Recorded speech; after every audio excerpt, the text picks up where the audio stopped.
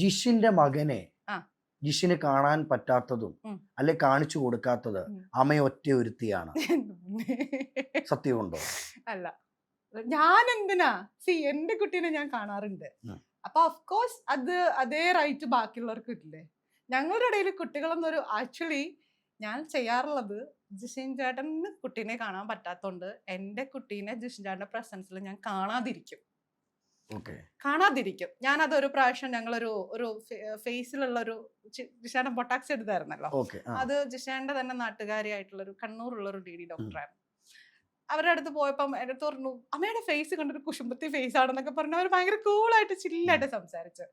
അപ്പൊ എന്തൊക്കെയോ സംസാരിച്ചപ്പോ ഇങ്ങനെ ഞാൻ ഈ ഒരു കാര്യം പറഞ്ഞു. ഒരു കുട്ടീന്റെ കേസ് ചോദിച്ചപ്പോ ഞാൻ പറഞ്ഞു, എനിക്കും കുട്ടികളുണ്ട്, ഞാൻ കാണാറില്ല, മാക്സിമം ജിഷാന്റെ പ്രസൻസിൽ ഞാൻ കാണാറില്ല.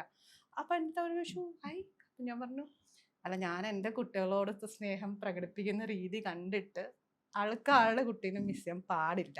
അങ്ങനെ ഒരു സിറ്റുവേഷൻ ഞാൻ ക്രിയേറ്റ് ചെയ്യാറില്ല.